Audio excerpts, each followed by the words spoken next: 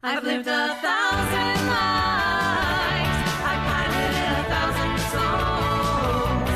I've killed and fought at night just for another role. This is the Happy Jacks RPG podcast, a roundtable discussion that's a mix of friendship, humor, unbridled enthusiasm, and tabletop RPG topics sent in from around the world. Just for another role.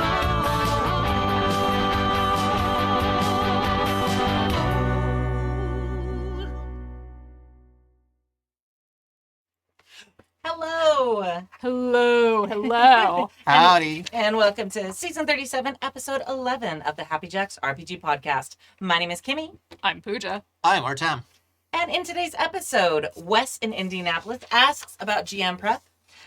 Gregory from Wisconsin asks about combat in different systems. And Ben from Texas asks, and from the Archive 2021, Ben from Texas asks about GM tropes. Wants to talk about it more than ask. If you'd like to contribute a question or topic to the show, you can email us at happyjacksrpg@gmail.com. That's happyjacksrpg@gmail.com. Or you can post in the mailbag channel in the Discord, and that's at happyjacks.org/discord. Announcements. Our next game days will be happening on August 8th. So you can sign up to run or play games for free. It's free, fun, safe. And it's all on our Discord at happyjacks.org/discord. We have the weird problem of having more GMs than players. So if you want to just play, do not feel like you have to also GM. There's no obligatory GMing in Happy Jacks events. We would love to have more people just come play. It's also a really great way to try new systems because people run lots of different things. And it's always a good time. And if you have never experienced a place that is dominated by forever GMs, come to our Discord. Yes. Spoiled for choice with GMs. Yeah, it's amazing. And every game is required to use safety tools. It's a very welcoming environment, very diverse, lots of fun, very cool, amazing, chill people. And also we welcome you with tacos when you arrive, or taco gifts, because we can't actually give you tacos over the internet, but yeah.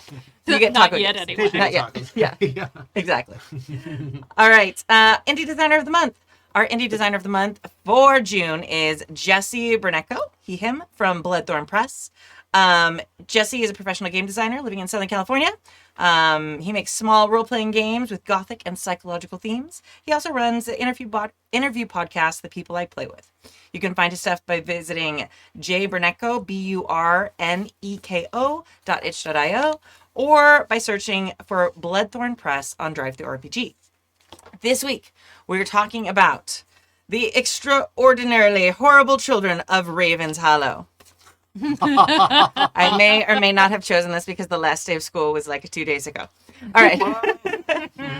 The Extraordinarily Horrible Children of Raven's Hollow is a storytelling card game for 3 to 10 players. In the beginning, players assume the role of a cruel and creepy children engaging... Oh, so we play the bad... Oh, we are the bad kids. We are the bad kids. How the tables have turned. Are you telling me that we're the baddies? Yes. This is the perfect summer game.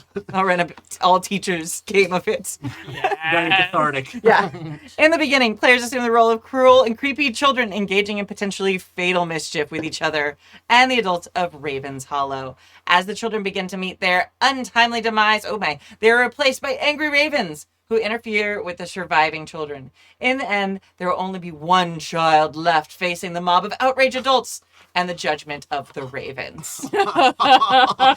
This is very much like, here is your summer game, teachers. Yes. Wow. Get it out now. Yes. Be careful again in the fall, but for now, be murdering Incredible. children. I feel like this game covers a lot of like dark tropes and taboos. Yeah. Either that or a series of unfortunate events. Yeah, for sure. Yes, But yes. like instead of the terrible uncle, it's the children. Yes. The revenge. The components of this game, there are 36 location cards. The players have a hand in these. They're used to both establish where the current vignette is taking place and to resolve the outcomes of the actions within it. There's 16 adult cards. These represent the adults who live in the village of Raven's Hollow. They can both help and oppose the children. There are 10 children cards. At the start of the game, each player will be playing one of these characters. Each child has a unique ability available to them on their turn. And then there's Raven cards, 10. When the player's child is eliminated from the game, the player draws a Raven card and continues to play the game as that Raven. Like the children, each Raven has a unique ability.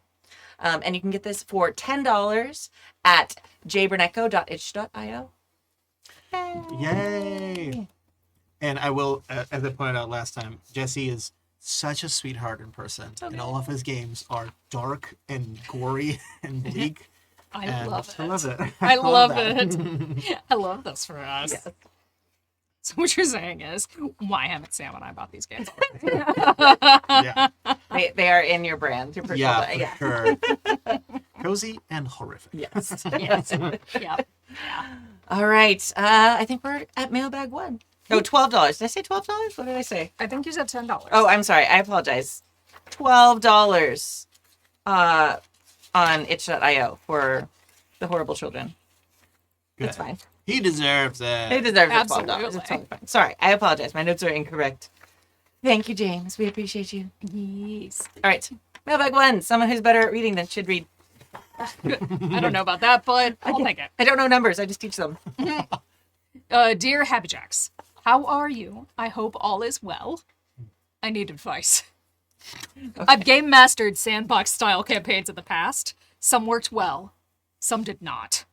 An example of a successful campaign includes Kingmaker, a Pathfinder adventure path that combined a hex crawl with a kingdom management minigame. I definitely read that wrong the first time.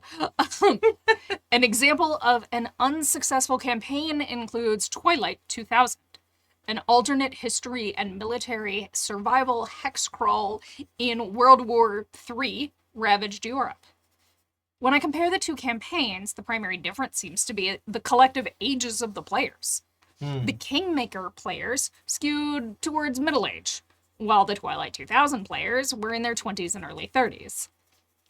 I noticed that the younger players struggled to make basic decisions, form a consensus, or elect anyone into a leadership position, which was not something I was witnessing with older gamers. I know that 2 examples make for poor statistics. 2 examples is not statistics. But You're on your way. But based on my cursory understanding of gaming culture among the youths, The youths. open world / exploration heavy campaigns don't seem to be a commonly utilized campaign framework among newer gamers. As a busy game master, I like the idea of dumping a bunch of prep energy into a game before the campaign begins, then letting the game go where it goes. That's less stress on me week to week. I also like the idea of the players making their own story in a sandbox I've built, rather than feeling like I'm constantly scripting something new for the players to react to. What should a game master do to prepare a group of players for the awesome power of taking responsibility for their own play satisfaction? Yes. Yeah. Yes. What advice would you give to either newer or more inexperienced players so that they can get the most enjoyment out of a sandbox? All my best to this group of wonderful panelists. Wes in Indianapolis. P.S. Hey, that's me. I was going to insert a callback to season 37, episode 7, with a happy poop day to you joke, but it would likely have only been amusing to Kitty's daughter. Is it story? P.P.S. Hee hee. Poop. Poop. Very nice. We were talking about my child's sense of humor. And Oh, yeah. the funniest thing ever for everything. Yeah, It's she always- is really at that age. Everything with poop. Happy poop day to you. Happy poop day to you. Happy poop day, dear, whoever she decides to sing it to. Happy poop day to you. Amazing. It's a- Amazing. It Happy refrain. poop day. Yeah. Every Happy one of poop us. day to everyone of us. We're like, it's true. It's a poop day for all of us. If it isn't a Hopefully. poop day, let's Increase the fiber. yeah. Happy poop day. So say we all. Yeah. Okay, it's funny for us too. Um, Um So I think okay, part of this I think may be I'd be interested to measure the experience of these younger players versus the older players age-wise, because I think sometimes people who are newer to the hobby are more worried about the etiquette at the table and taking turns. And I think people who've played more, not necessarily due to age, but just have more experience at different types of games, are a little less precious about that.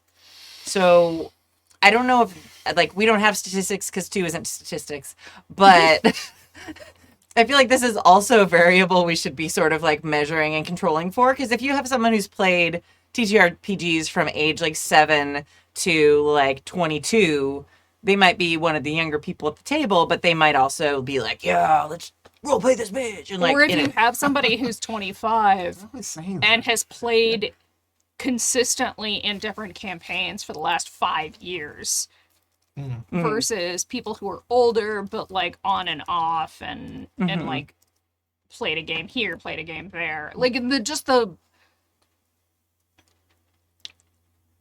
I don't know that I think that there's such a massive difference between people in their 40s and people in their 30s that would say like, oh yes, the youths can't make basic decisions for a consensus or elect. Also, like, I haven't played Pathfinder since 1E, and I haven't ever played Twilight 2000. So I like my first thought in a TTRPG, and including in a Pathfinder game, is not electing a leader. yeah. Like, we definitely never did that in my 5-year Pathfinder campaign. Yeah. But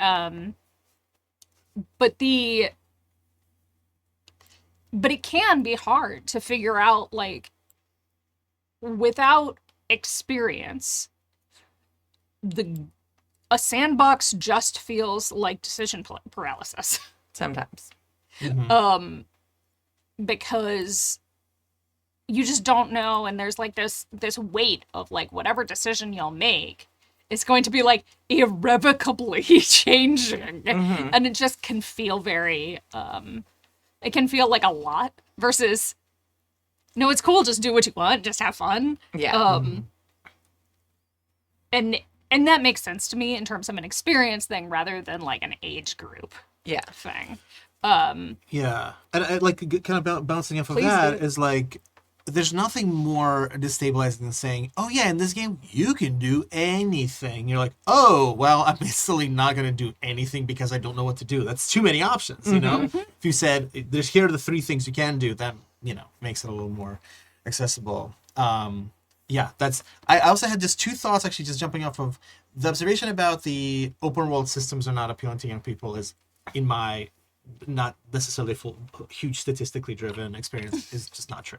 But that's neither here nor there. But I've observed multiple really big open world games that are very, very exciting. There's like I'm part of a Discord that has like a big Dolmenwood campaign going on. It's a beautiful open world. There's a Mythic Bastionland going on. There's a whole open world just like Morkborg that just uses like the continent of Gelgenbeck, just like, and they're just walking around this. That's the whole thing, is it's just going, and they're all in their 20s and 30s. So I think it's that's not necessarily salient, and I don't mean to combat this person. Just want to say, open worlds are fun. Also, like, I would like to point out Minecraft. Yeah. Legend of Zelda: Breath of the Wild, open world. Skyrim, like I think the concept of open world is actually very popular. Are the 30-year-olds playing Skyrim? They're definitely playing GTA, and that's open world, right? And that is the thing, is like, maybe I feel like in TTRPGs, the open world has more, to me, fallen out of popularity at the moment. Like, in that same way that other things wax and wane, I feel like open world has actually just is in a waning moment and will come back. So people are more interested in these niche experiences that feel like more of a like have more of a through line to them at the moment in terms of popularity, but not in terms of like inability or complete disinterest. It's just a lot of like really interesting games have come out in the last few years that are much more specific and meant to be much more targeted gameplay.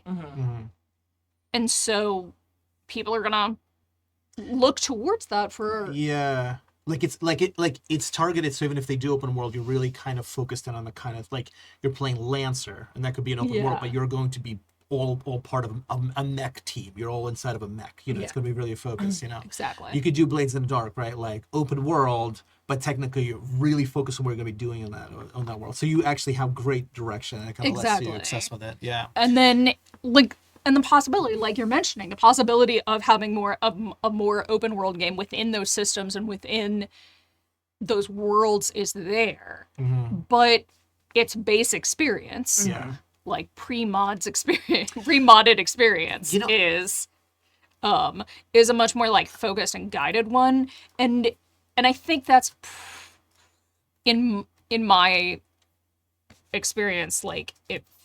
Once again, not statistics. That it feels like that's what is happening. Also, just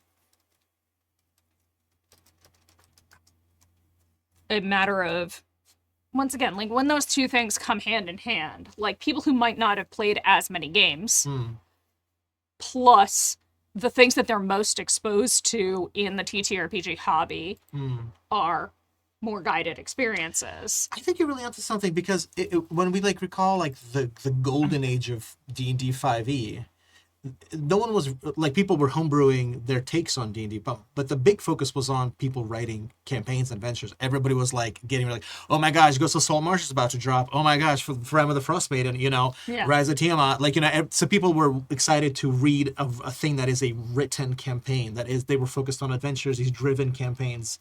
So you're Curse of Strahd. Yeah, so the open world, I think you're really into something like the open world element wasn't as heavily emphasized, because the idea was you're in this drama and choose what you want to do within this drama, but here's an ongoing event. You can be part of the plot, you know.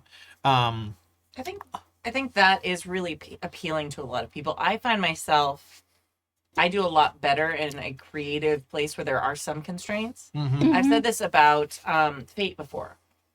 Sometimes playing Fate, I just feel like there's not enough rules for me.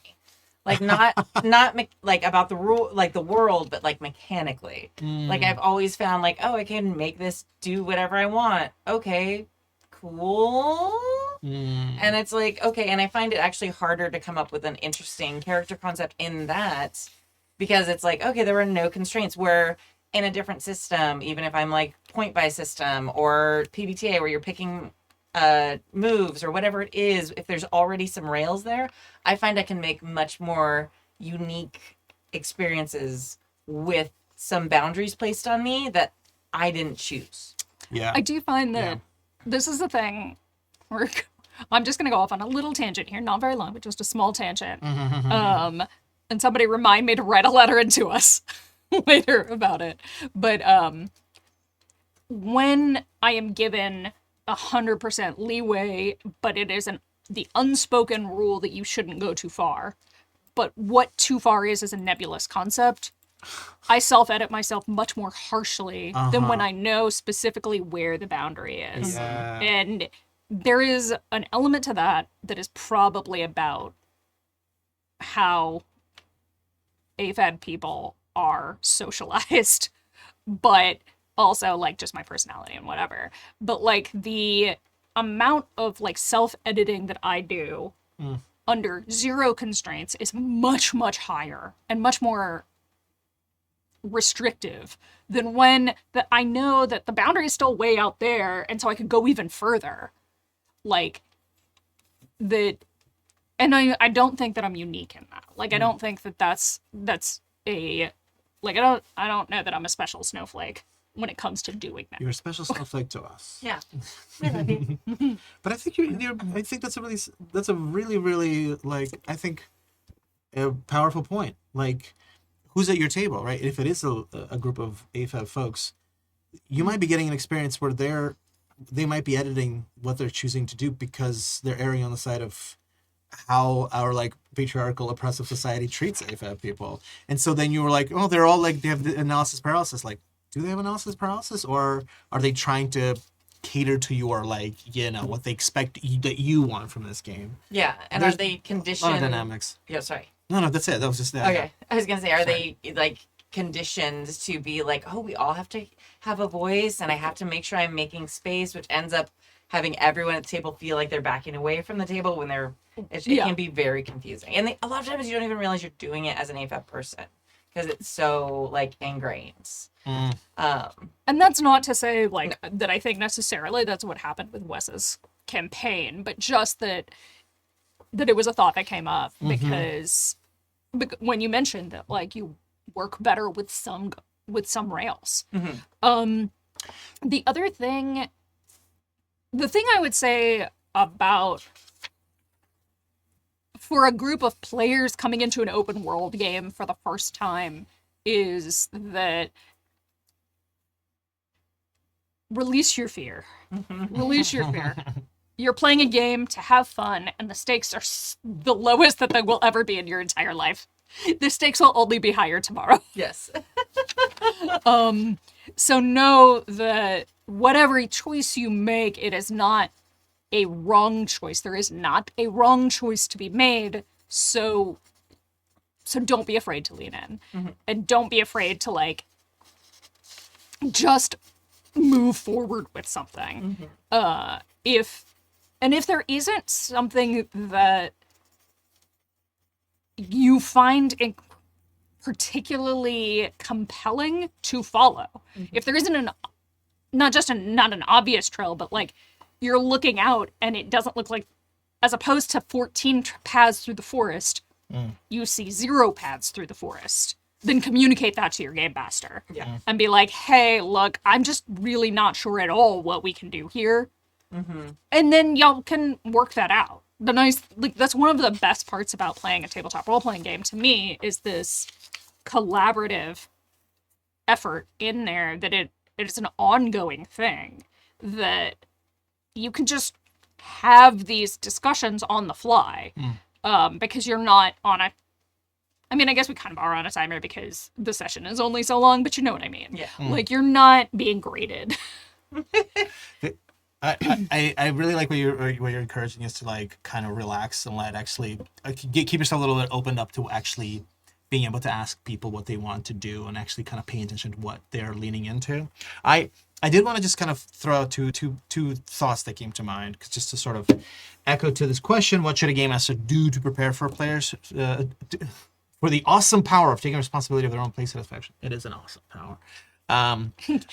Everyone should spend more time taking responsibility for their satisfaction. So one thing is not related to that, but it's to this conversation about what kicks it off, is that he makes a reference to a Pathfinder versus a Twilight campaign, and I think Pathfinder still is just way closer to D&D. So it does kind of seem like these seasoned players have been playing all the different versions of D&D, and then they're playing Pathfinder, which is, I always forget, it's like 3rd edition or 4th edition, basically revamped, right? So it's like they were already familiar with it. So the ease... 2.5, I think. Yeah, 2.5. It was like... I always forget. 1E was like a fork of 2.5 originally, and then 2E has gone a completely, like, much further direction that I don't know because I haven't played it. So if somebody middle-aged at the table playing Pathfinder, they're leaning into it because they feel comfortable with it. They're just putting on their old comfortable pair of slippers. This is not easy.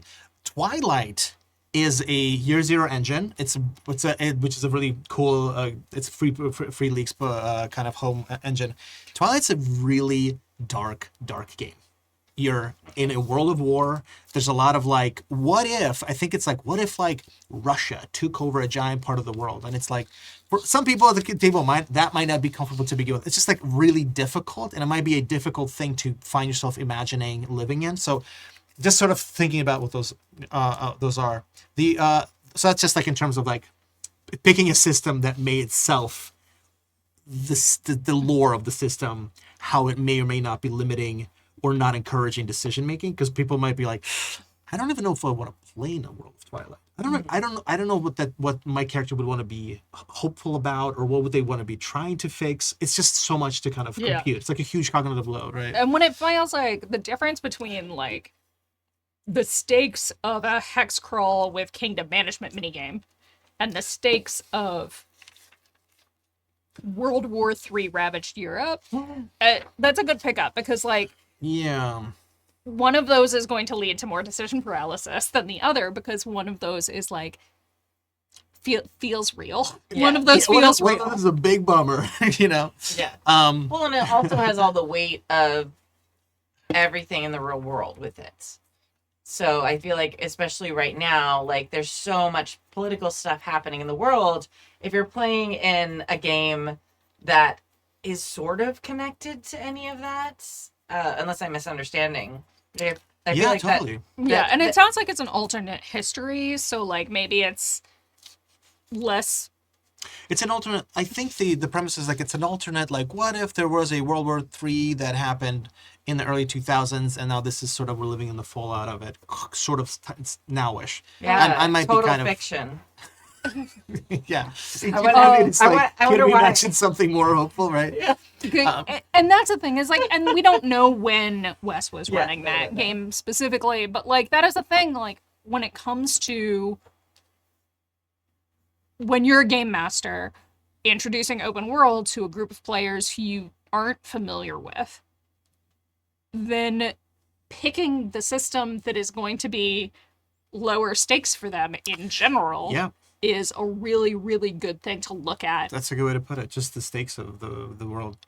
You know, listening to what both of you were saying, I kind of just wrote down these couple notes where I feel like, Kimmy, you brought up the point of having boundaries, and that helps you kind of. Can focus I it. just, before we switch Yeah. off, like, I just want to be like, I just want to like hit the how it feels right now, like with these things for young people. Like, as someone who works with young people a lot, there's a lot of stress about the future and hopelessness with young people. And I'm not going to like get too deep into it because we all know we don't need to talk about it more. But I think that might be a really big variable and key factor in this. The fact that the young people were the ones playing the Twilight 2000 game.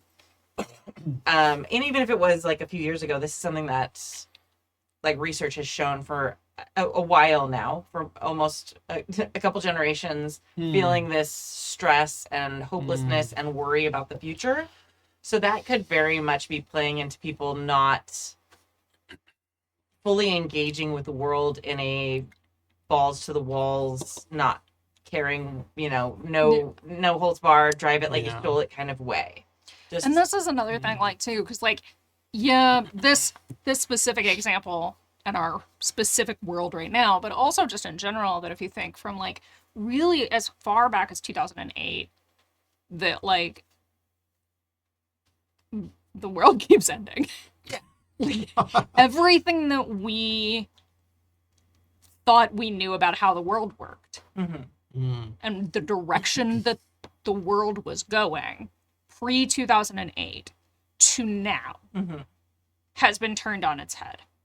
Like, and that's, especially if you were in the United States, especially if you were in Western Europe, that, like, those are things to be aware of. Although, I'll be honest, like, I'm in my 40s. I'm middle-aged now. I made it. That's I right. have arrived. And this is stuff that has affected me a lot. Yeah. Because, like, I was just entering the workforce as a full-time person. And I stayed in school longer than most people do. But, like, I entered the workforce in 2007. I am on my third career. yeah. Yep. You get that. Possibly moving to my fourth. Yeah. Oh, yeah, this is a good one. How many careers am I in? Yeah. But, okay. I'm just queen of all the side hustles. Which is the way to be now. Also, chat has corrected me. I'm sorry, Pathfinder was 3.5, not 3.5. Ah, yes. I must. Yes, I sorry. apologize. Okay, Thank you, so James. just to take a deep breath, I know the world is terrible, but look, this is a lovely room of people. This is a wonderful Discord, great audience. Look, just to get back to games are fun. Right. Games This are person's great. asking us for some recommendations how to keep it fun. Sorry. And so, okay, no, but we've all contributed to. I do think that system choice and setting choice might be something to reflect on in this Yes, situation yes. specifically, which is kind of why we went down that path. Yeah. But thank you, Artem, for bringing us back. For sure. Yeah, I mean, yeah, 'cause I was just noticing, I was like, oh yeah, one is like, ooh, we're playing kings and knights. The other one's like, oh, it's miserable, hopeless now. Yeah. Like, look, what? Come on. It's very different. Yeah, like, I would have a hard yeah. time making decisions. Come on. I mean, like, you're like, okay, so we've got a poop sandwich or we have ice cream. I don't know why one group was very sad and one group just really enjoyed it. I don't understand. Not that Twilight, I'm not saying Twilight 2000 is a poop sandwich, but I'm just saying. But it is a thing to look at, like, I don't want to mess up Artem's amazing, like, but the segue. The other But yeah. thing I think that a game master can do to prepare and help groups, say you're both playing the ice cream sandwich, that the game master can, if you see this kind of like constant, like the spiral starting amongst your players, is to give them a little bit, just feed them a little bit more along one of the paths that you've already come up with. Have something more urgent come up. Yep. And then they're going to, like, as people, we're trained to like, oh, look, shiny. Yeah. Right on. We're so in sync. This is like literally the two things that I wrote down was like, I think because I played in a couple of West Marches games recently, which are these like open world things, and the thing I feel like that works well is something that Kimmy that you brought up earlier was like the boundaries. So I feel like if you have an open world game, I think you start constricted, really laser focused. Okay, we've got one specific thing. Oh my gosh, the merchant's son's been kidnapped. We gotta go rescue the merchant's son. Then maybe en route, or maybe leading up to it, you pull out the Golden Annie Award winning Decuma and you make sure all the characters have relationships to each other, so that the players are now going to create their own story, and they're going to tell you, GM, what this game in your big open world is about, because suddenly they have feelings about each other. And as like if this game has level progression or not, then I think you kind of follow wherever they're like, ooh, shiny is taking them. If it's some kind of game with typical leveling, 3-4 levels in, you can go, okay, world's your oyster. What do you guys want to do? Because at that point, they've been laser focused. They've practiced the mechanics. They've practiced just interacting with the world and interacting with just the game table. I want to do this. How does that work? Oh, it works like this. Oh, you should talk to your party. Ah, great. Okay, so that's how we do a person-to-person scene, you know? So and I feel like you unleash them onto the world once you feel like, okay, they've hit moments, and now the world's big, and now they get to appreciate how big the world is. And honestly, this makes me think of something that, like, an issue that I still have as a player who has been playing for 20 odd years now is that when I'm dropped into a game that is open world from jump, I don't know enough about the world to know where I want to go. So, like, I need some kind of lead in that, like, tells me, hey, this stuff is coming up. Yeah. Like, here are your options, because I don't even know what the options are, because I don't know, outside of, like, the 5 scenes that we've had, I don't know what the locations are, I don't know what the political system is, I don't know what the, like, who the people I hate already are, despite having never met them. Yeah. Like, that bitch over there is eating crackers. Yeah. But, like, I don't know any of that stuff yet, because I'm too new to the world itself. And you know what, if I could, so sorry, just to kind of echo on this, it's also, for me, sometimes it's not even the thing that, it's also sometimes it's not on the thing that, it is the thing that I don't know, but it's also like, I don't know how to feel about this. Like, I don't know if this means anything to me. Yeah. Do you know what I mean? Yeah. That we're all on the same team, because the next thing I had to point out was, like, open world games, they start with a tutorial. They start with something very, like, closed in, very, like, focused to teach you how to be you before they then release you into the open world. And I absolutely think that is great game design, but also really imperative for GMs who eventually bump into open world things. Yeah. Start in a very constrained environment, you know, the Lara Croft in the mansion, like learn how to do your swan dive into your pool with your butler, like, creeping on you. And then you can, like, be released into the next version, the actual first level. That's amazing. Yeah. So, I mean, and this is the thing, like, the easiest touchstones right now for open world are the just vast number of open world video games that exist right now. And Totally. probably what these younger players have more experience with. Yeah, yeah. This is just a total tangent, but I'm currently designing a role playing game, and I was telling my dad about it, who is 81, extremely Ukrainian, and we're Such a mood. it's such a mood. Him and I are 40 years apart. And he's the reason I got into fantasy or sci-fi things in general. I still have these fond memories of like being in Kiev, going into like center of town, sitting on his lap, and he'd tell me like the plot of like iRobot or the Foundations and like Liguin and like just it's just very precious. And so I'm telling him about the role playing games, and he starts kind of saying, well, you know how it is. It's like there's usually like a priest who heals people, and there's usually somebody who's really good at fighting. And I'm like, yeah, Dad, like you're describing like a D&D fantasy game. He goes, yeah, and so we're gonna have this conversation because he's not into role playing games. But then I found Zelda Breath of the Wild. Somebody did a playthrough of it, and we just spent like half an hour watching somebody play it from beginning to like get somebody learning. And I'm like, so Dad, like there's like a really cool moment where you've just kind of moved around and suddenly the game takes over. There's a little camera, you see the sweeping view of this vista as you're looking over the hill, and it's like it's like, and now you as a player are like, I'm gonna go explore that. And he's like, oh, it's amazing. He's like, why is the character not wearing any shoes? Okay, Dad, but it's the beginning of the game, so that's a great question. Now I have to go get some shoes, right, Dad? He's like, yeah, you should get some shoes. I mean, you're not gonna explore all of that with no shoes. It was just like really interesting him doing these like little decisions for the character as he's watching it being played through. It was really precious. Like, get you some shoes. Yeah. Get you some shoes, Link. But I don't know. Relating back to this, it's the open world thing is the world's huge. The world's huge, so you have to have this an end to it. Oh, you've woken up for 100 years. That might be actually a little broad. I think something simpler like, go help this merchant rescue. And that's the thing, like when you look at Breath of the Wild, when you look at Cyberpunk 2077, you have like all of Act 1 is a very focused storyline. Yeah. And then you hit Act 2 and the city is your oyster.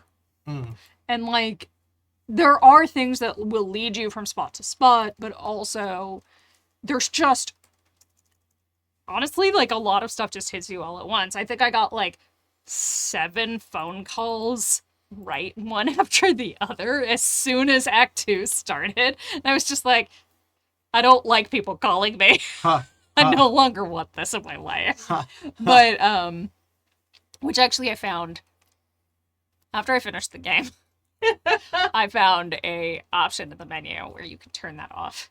Oh, I nice. see. You can have them all text you instead. Amazing. Because Project Red knows.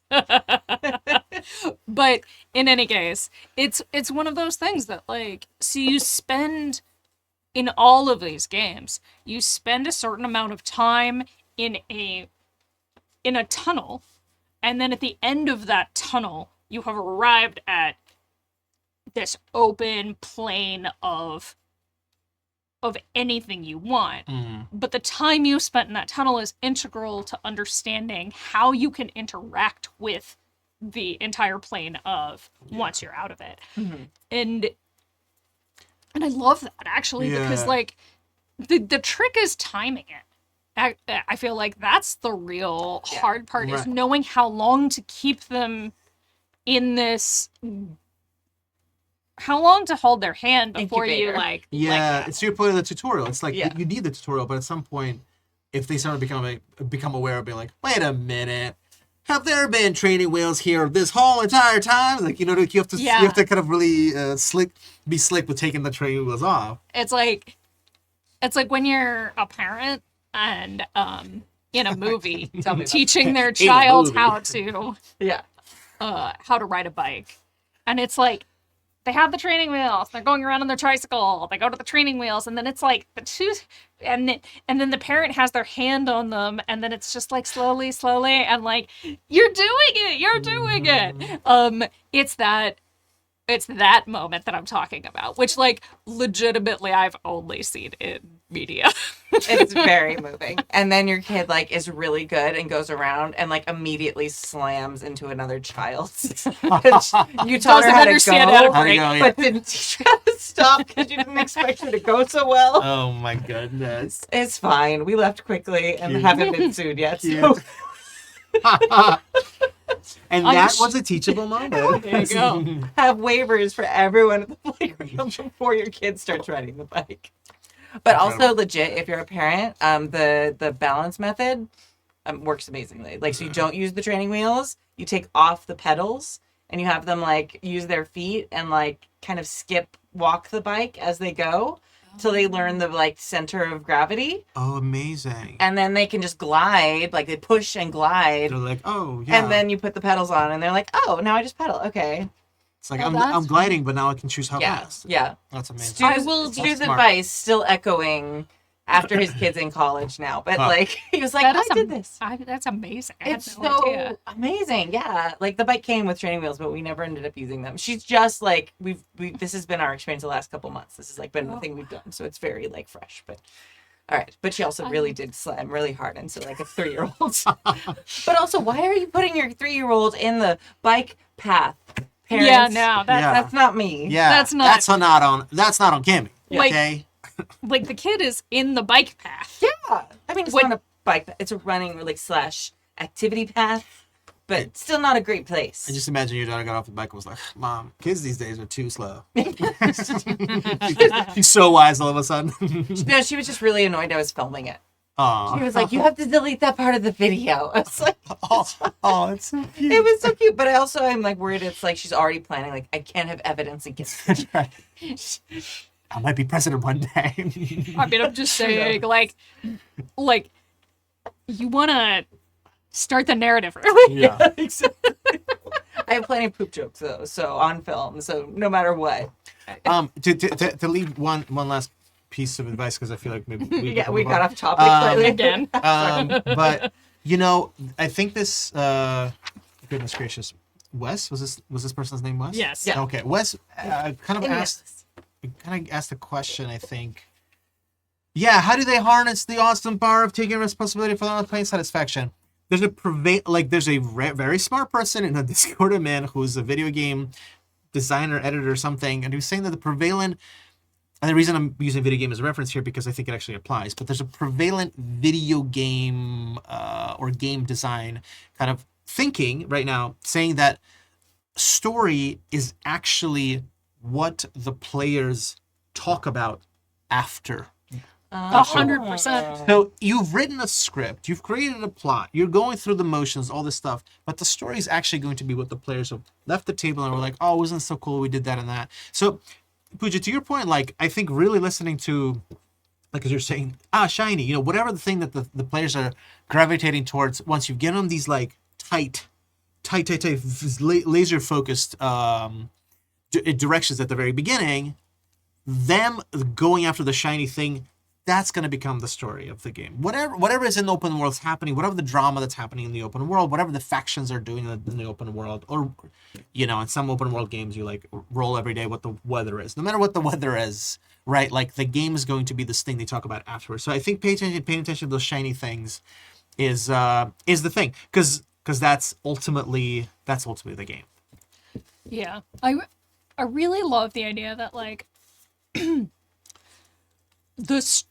the end, the story is what they're going to talk about. They're going to go talk to their friends about how, like, there was somebody in a book Discord I'm in who couldn't come to whatever the sprints were that day because it was her D&T night. And I was like, tell me about your campaign. You mentioned the magic What? words. Tell me about your character. And she did, like, tell me about how her character was in this relationship and da-da-da, and then it turns out, like, one of them had cheated and, like, the stuff had happened, and, like, I was like, holy shit. Drama. But that was the thing. Yeah. It was like, it wasn't like, I'm a 7th level wizard. Totally. It was about the drama. I literally had this experience like the other month. I have this ongoing 5e game with this group of absolute sweeties. Some of them are beginners, and some of them have like done this for a long time. But we literally I had so many interesting things planned out. They're supposed to meet this like incredible like minotaur character that's gonna give them this like eye-opening big blah blah blah big quest. And they were like, oh, we want to get money for something. Let's do this thing instead.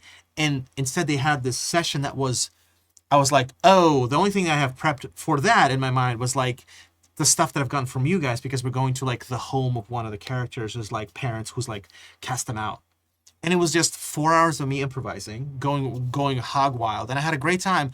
But in my mind, I'm like, oh my God, the story has gone nowhere. The plot, well, and this is maybe me being not so generous, but it's like the plot has advanced, characters have developed, but only 2 or 3 hours have passed in both game time and real time. So I'm like, they still gotta go to this dinner with this minotaur and get this big quest that's gonna open up the rest of the campaign.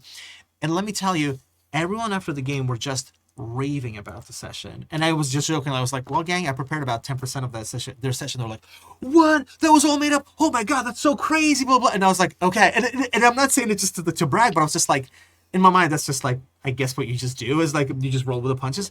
But then later on, like I saw a group of them like at a party, they were like, dude, we're still talking about that. That was a session. And I was like, okay, all right. So then I don't have to feel stressed out that our story's not going so slowly, but they had this amazing time. So again, the story is what they're going to make up anyways. Yeah, whether you have an open world that's got so many loose ends to jump onto, or you have a really tight narrative. Yeah. And as far as like being able to do most of your prep prior to the campaign beginning and then not doing a ton of prep as the sessions go, which I totally understand as a person who has had a life. But I think the important thing there is like to look at a bunch of the stuff that you've done pre-campaign, and then if your players really can't decide what they want to do, pick the one that's most interesting to you and make that the most interesting to them. Yeah. Like, make that their shiny, like, wave the red flag at the bull that is the players. Though, I will say, like, that was a terrible really wise. No, it's really metaphor, wise. Because I was talking about Minotaur and bull, I get it. There you go. But yeah, like, that's the... Give them the shiny thing. Yeah. Sometimes like, semaphore them out to the thing that you're most interested in going forward with, because... That's very smart. If they have analysis paralysis, great. Make the choice for them. Yeah. A little bit, yeah. 100%. Yeah. Yeah, totally. All right. All right. We did it. We did it. In every way. All right. Wow. Mailbag number 2. We were responsible for our own satisfaction. By doing it in every way. Yes. Yes. And poop. That's and poop. Do you want me to take this one? Yeah. Okay. Okay, mailbag number 2. I drank the margarita you brought like way too fast, by the way. I realized. Hey, like, I'm done as well. Yeah. I'm We're cruising, baby. Partway through reading that email, I was like, oh, it's gone already. Let's see. 14% alcohol by volume. Yeah. Cool. It's 2 drinks for the price of one. We're going Happy Jack's classic. Hey. I just want to say too, also we had our like beginning of summer party with the teachers and the staff last night. So I was the only one who didn't know, because I'm new at the school, that like when everyone's shouting shots, shots, shots, you don't actually do the shot. Everyone sips. Ha ha. Oh no. Even though there's a teacher in a taco costume blowing a whistle to the shot song, evidently we all sip like we're adults. I did not get the memo. Kimmy, my Ukrainian dad in Massachusetts just stood up and applauded. Thank you. Okay. I don't like Those are the rules. Wow. Yeah, I was like, come on. Come on, what are we If doing? you're doing that, Yeah. then you can't just... No, the literal shot song was playing. No, there was like, it was on Yeah, the it's not loudspeaker. sip. Yeah. No, excuse me. Shot. And one of the teachers was in a taco suit playing a whistle and shouting at us in Spanish because we're a dual immersion school to do shots. And The everyone was vibes like, yeah, everyone said else was shot. like, Yeah. so fun. I was like, oh, oops. Sorry. Anyway, We're totally normal. I teach kindergarten. It's fine. Okay. That's how we roll. Yeah. All right. Mailbag number 2. Oh, this is from Gregory, Wisconsin. Gregory, Wisconsin is a delight. Gregory, thank you for being in my games and at Orcon, I believe. Or maybe earlier Don't than ask. that. Anyways, Strategic. Gregory. That's Strategicon. Dear Happy Jackers, Jackettes, and everyone in between. We call those Jack A's and Jack M's. The way... Does that make sense? Check theys, check thems? Oh. That's what I was going for. Oh, got it. Okay. All right, anyways, thanks for the top. Dear Happy explained it. Jackers, Okay. dear Happy Jackers, Jackettes, and everyone in between. The way combat is handled in PBTA games is extremely different from D&D and its derivatives like Pathfinder and Starfinder. Moreover, in a recent conversation in the Discord during late May and early June 2026, it was mentioned that there were noticeable differences between early PBTA games and later PBTA games. I think it came down to whether or not the combat was decided by 1 to 2 moves versus a sequence of moves to inflict sufficient harm on the enemy or enemies. I'm not an expert on PBTA, so I defer to your vastly greater experience regarding the diversity of the PBTA family of games. Then it came up that Trophy Gold usually resolves combat with 2 rolls of many d6s, with each player rolling 1 of those d6s during the die roll fiesta. So, what are the advantages and disadvantages among these methodologies? How does it relate to genre, tone, and the type of story that you're going to tell? Some of these methodologies require much more time to resolve a combat than others. What more do the slower methods bring to the table in compensation for the sacrifice of time? Clearly, the combat system in D&D can't be terrible since D&D has managed to capture 80% of the market. Yet, I'm confused about why someone would want to spend several hours resolving a combat when some games can do like Trophy Gold. I've even heard of larger D&D games where players will enjoy Magic the Gathering while waiting for their spot in the initiative order to come up again. What was that? Could this be why D&D is more popular with younger players under 25 and PBTA seems more popular among the 40-plus age group? Since there's never enough time in a week for someone around 35 to 65 to get all their tasks done in real life, for people in that age band, including myself, playing time is a scarce and therefore precious resource. I eagerly look forward to hearing the debate. Yours in friendship, Gregory from Wisconsin. Gregory, you're amazing. Okay, these 2 questions seem to be I see why you put them in the same show.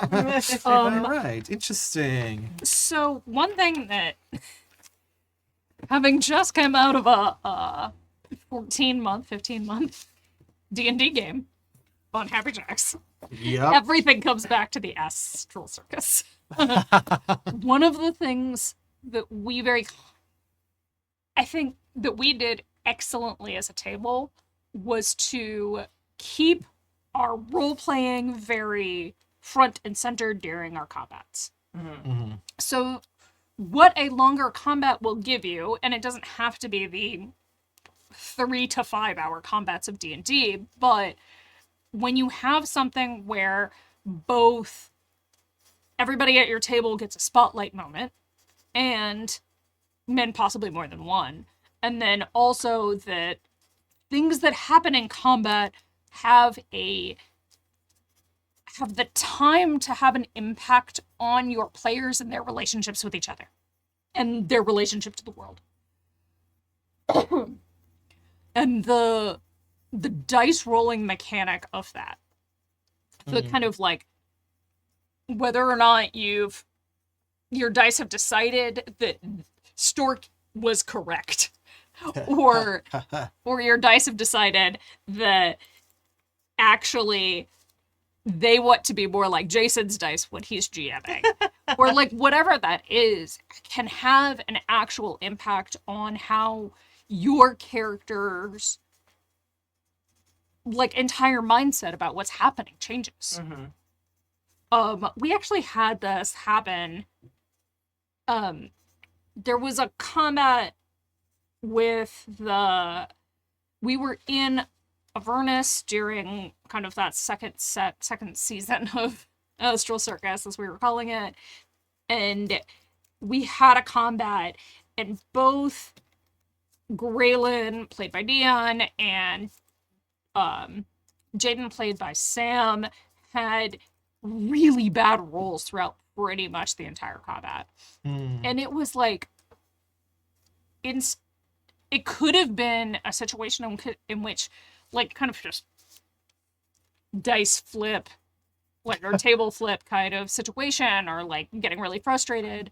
But what actually ended up happening was that they had a moment later about how they felt they had failed in their primary purposes in the group as people, Oh, like their interesting. characters had. Yeah, yeah. That, like, their motivations to protect, to like heal, but to be in this group together and to protect their friends from harm and to smite evil and those kinds of things, that they had failed in them because that was the story that the dice were telling. And when you have a combat that's resolved in one roll or two rolls, in general, rather than like one or two rolls per person, you miss out on those opportunities because you're not going to have as many wild swings. Like, a major part of Esthe's character ended up being that my dice decided that every bad idea Esthe had was correct. Yes.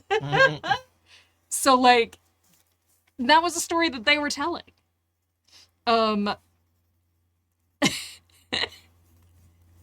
You know, sometimes you turn into a plant.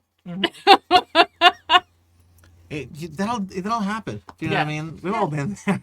And sometimes you do enough, like, weird mushroom drugs to, like, reincarnate. Hell yeah. Hell yeah.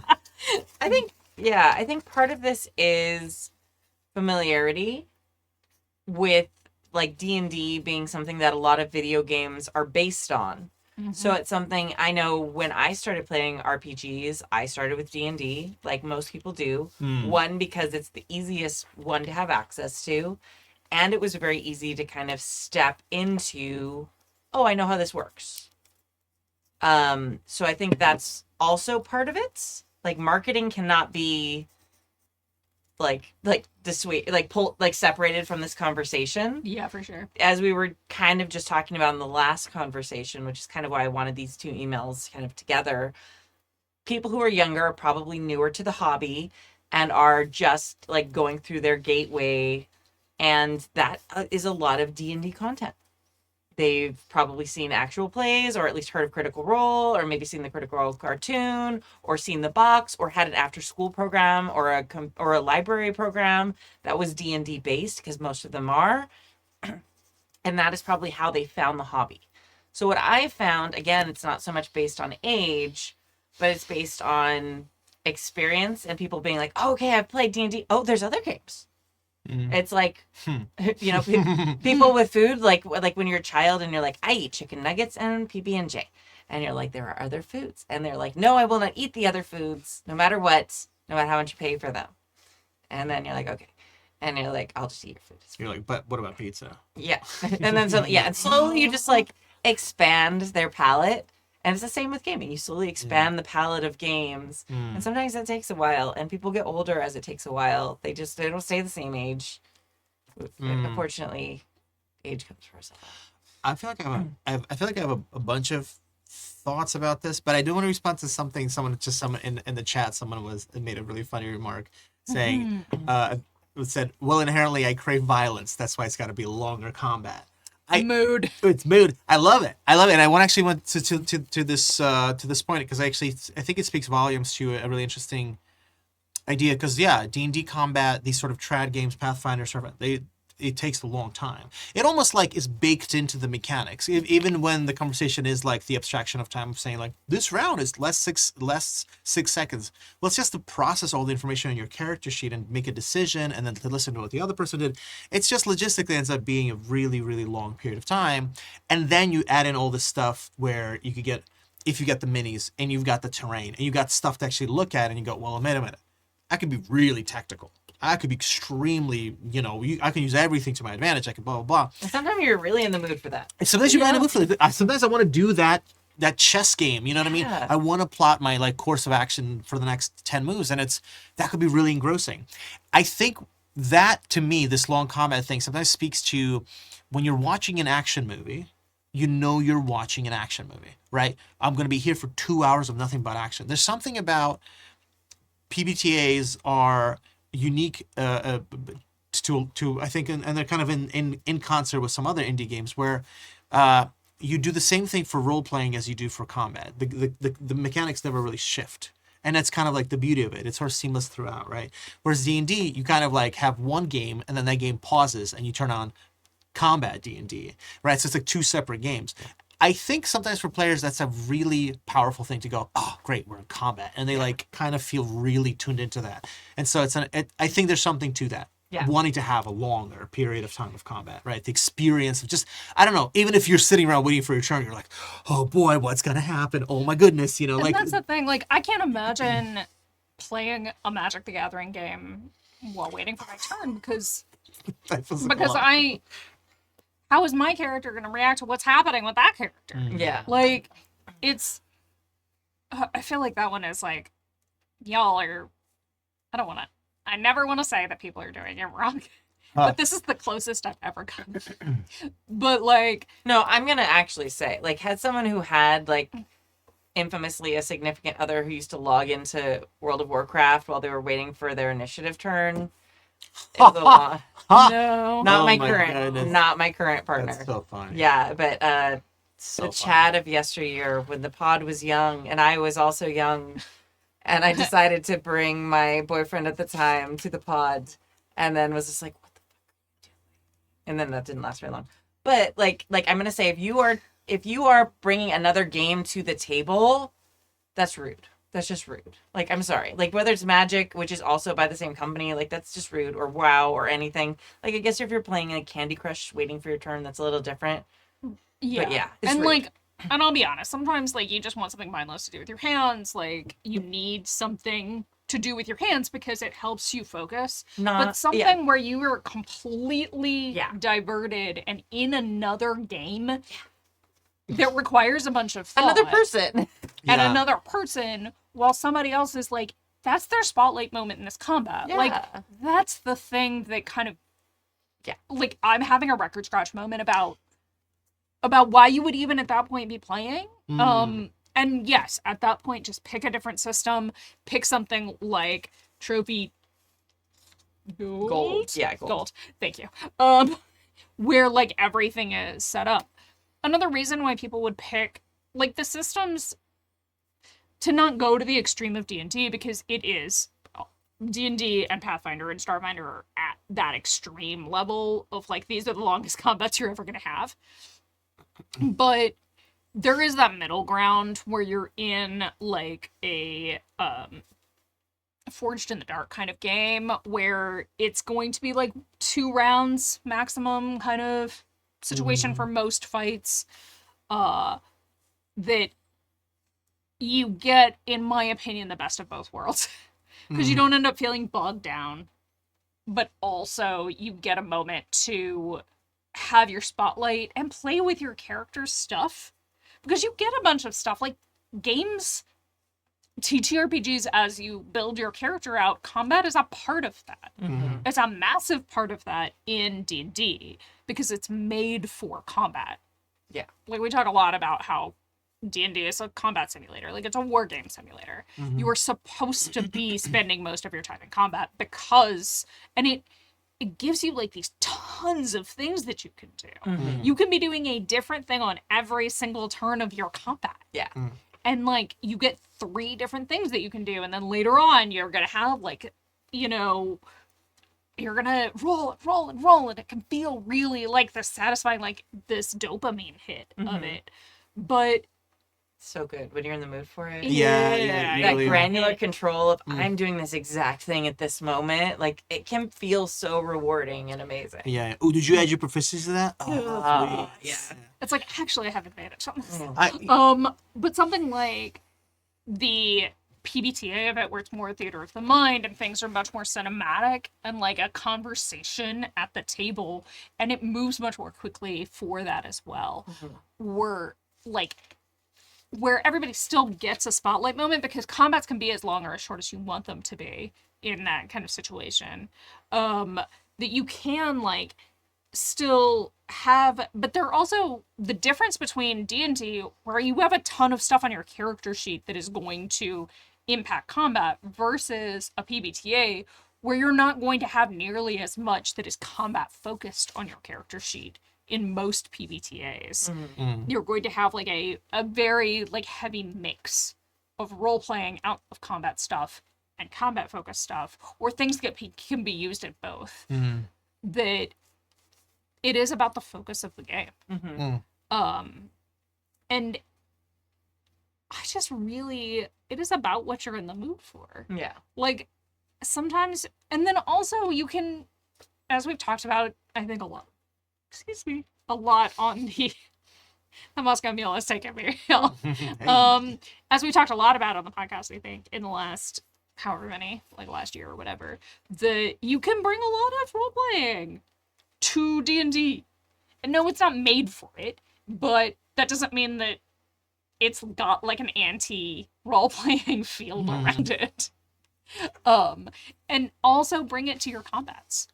Make people feel things about what is going on. Yeah. And yeah. It's fascinating. Like D&D is interesting because there's such a, right, like the most popular version of D&D 5e has been around for like 13 years now. And so we've seen a lot of varieties. Oh, God, I know. I think it came out in 2013 or 2014. Time is a lie. Well, whatever, over 10 years, right? But we've seen so many different ways people approach it. Like, for example, you go to like Adventure League games, and some of them are folks who just want to pop in, and for no shade or whatever, but for better or for worse, there's sometimes very little emphasis on RP, because they're not going to necessarily want to role play. They're going to want to move along through the plot of the arc of the current Adventure League sort of like storyline, which is okay. Some people want that, right? Some people don't want a lot of RP. Some people want a ton of it. Some people want nonstop, right? Other people really want juicy combat where there's a lot of role play. They almost would rather be in combat mode all the time and having these sort of what I kind of think of as like, I feel like the best APs and I feel like you guys were doing this in Astral Circus a lot, where it's like, it feels like you're watching anime. It's like, like peak Dragon Ball Z. Well, there's just like, they throw a million punches, but that goes for like 5 seconds and then pull back and they're like, what? I can't believe I wasn't able to break through his defense. What is he doing that I don't understand? Oh, I should have trained harder. And it's like, so the role play is like, and then they start talking trash to each other, and then trash talking and them having sort of reflective moments like way longer than because then they're like, and then they blast each other and they punch each other and then they reflect and talk for a while. Like, I love that sort of anime quality, you know what I mean? That can be in APs, because it's a good way to like actually make combat feel, like you said, like we're really leaning into it. Oh my gosh, I can't get through his armor. What's my deal? God, like what's happening? It's like Graylin is like, oh my God, why is my goddess not listening to me? Like why I just need her, or God, yes. But yeah, and that was the thing, is like to lean into the things that keep your players engaged. And if you're a player at a table where it does just feel like combat is both a slog and is taking up a massive amount of time, that we all have a limited amount of time to play these games. And it's like, if your wants and expectations are not being met there enough that you need to bring a different game to play with someone else at the table, I feel like that is either an explicit conversation, which I can see why a lot of people would not want to have. Like, that anxiety level just ratcheted up talking about it. But or an implicit thing where you end up bringing more role play to the combat, or just bringing more engagement to the combat in a natural way, where you're like hyping somebody up, or you're commiserating with them. Bring those anime moments. Yeah. Be the anime that you want to see. Yeah. And but I do just want to say, like, I feel like some people, they want like, I guess what I was trying to get to is like, I always think of it as D&D combat is abstraction, right? We go to numbers. Okay. Yeah. How much damage did you do? To me, the way I like to play D&D is like, oh, you did you did, 18 damage. What does that look like? So then I'm asking someone to narrate and describe what that looks like. So it's like abstraction to get to narration. And then when you go to PBTA, it's actually just kind of a narration. Like when you think of like Yeah. Yeah, for sure. games like Monster of the Week, or I think Apocalypse World has this too, where like weapons have these descriptors like messy, like gory, or like blunt or something like that, or heavy, and like so. There's mechanically they'll add something that isn't necessarily big numbers. They'll be like -1, +1, but whatever. But the descriptor is then has some kind of explanation in the book, and basically it says when you use this weapon this way, describe what that damage looks like, and then that creates the drama of how does the character who got hit by that feel, because you just hit them with a serrated, rusty, double-sided, whatever, stop sign, because it's Apocalypse World, right? And so Meanwhile, I went straight to Evil Dead. Yeah. I was like, chainsaw. yes, okay, right. like Evil Dead in an Apocalypse World would be, you would talk about messy, it's heavy, it's whatever, It's loud. right? Whereas in D&D it would be like, and that was 35 points of damage. In parlance of D&D, somebody could go, great, okay, your turn, and we could just move on, and there's no narration, there's no kind of like leading into the drama, and sometimes that's an easier thing for people to parse.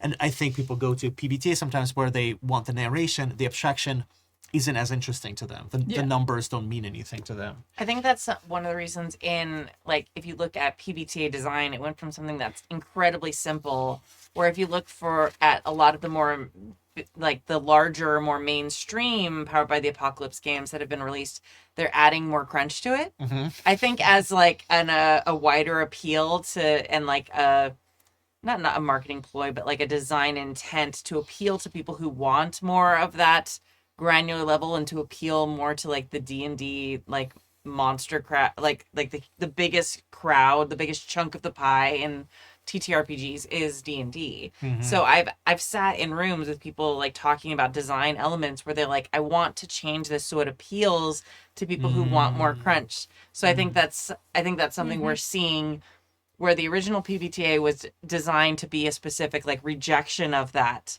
and now it's sort of like going in the other way again as more people are designing different games and stuff How like would that. you say? It's very much like the moving of the tide, and as I was talking about before, like the waxing and waning of popularity in open world games, in crunchy systems, where like people are realizing that they did obtain some satisfaction out of the crunch, but they still don't want all the crunch. Yeah.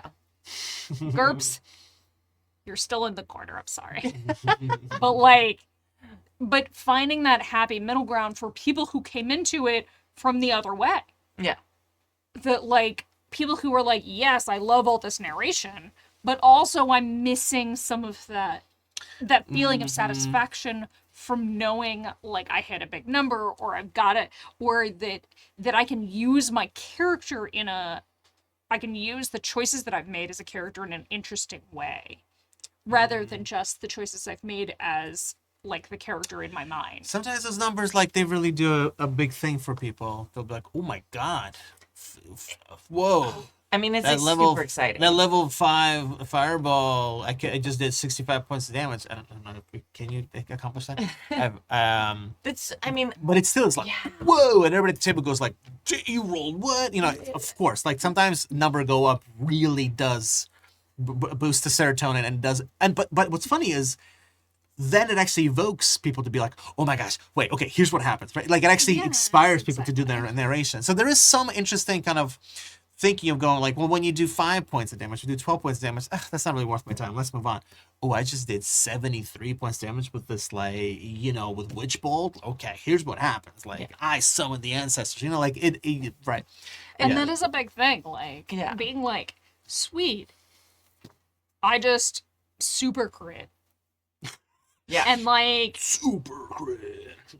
and like, because I was playtesting a subclass for Astral Circus for D&D, it's like, I cast a cantrip and hit them with my weapon. here's 91 points of damage. Whoa. And that wasn't like that. Yeah. I'm making up that number because I couldn't remember the addition of what I rolled to when it became my turn again. Wow. Like, Yeah. I just numbers. Yeah. But like it was one of those things where it feels like, okay, cool, and then you can lean into it and you can lean into the excitement. Whereas like in the older PBTAs, everybody's already at 11. Like you come in at 11. Yeah. So like there's also less of like the ups and downs of combat itself. Yeah. That for people who don't, and this comes back to experience and it comes back to play style, but in general, if you're going to be able to narrate what your character does, you're going to narrate the best thing. Yeah. Because why wouldn't you? Yeah. And mechanically only having those 3 levels, it does sort of like dampen a little bit the extremes that can happen. Because it's like you roll a 2, that's the same as rolling a 6. Yeah. So it's like mechanically. So that's something that I absolutely feel sometimes when I'm playing PBTA games, Power by the Apocalypse games, and also have had as a criticism. Like people are like, well, no matter what you're doing, it's the exact same difficulty. Right. And it's like, okay, that's not exactly how the narrative works. Like the narrative is compensating for the difficulty of the task, even though the dice percentages aren't changing.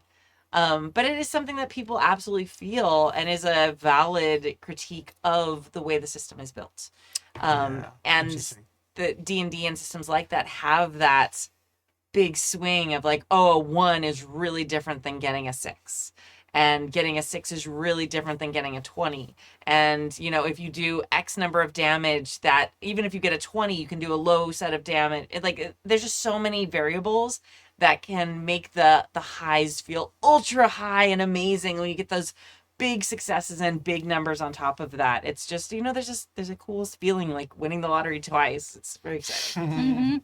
I mean, it really is. It's like very much that, once again, it's that dopamine hit. And like, I'm not mad at it. No. Oh, at all. I don't want it all the time. I don't care. Yeah. A lot of the time.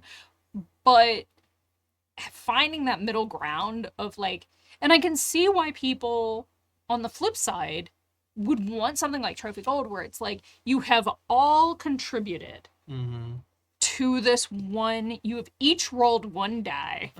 You have this one moment, your one chance to contribute to the greater success of the entire group, and then finding out and being on tenterhooks for that, but having it also be resolved really quickly.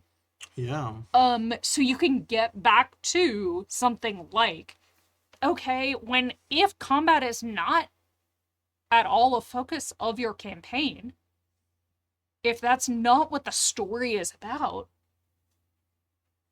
but what happens in the combat, the outcome of the combat is what's going to affect the story rather than what happens in the combat, then I can absolutely understand why people would be like, I want to get back to what our story actually is. Yeah.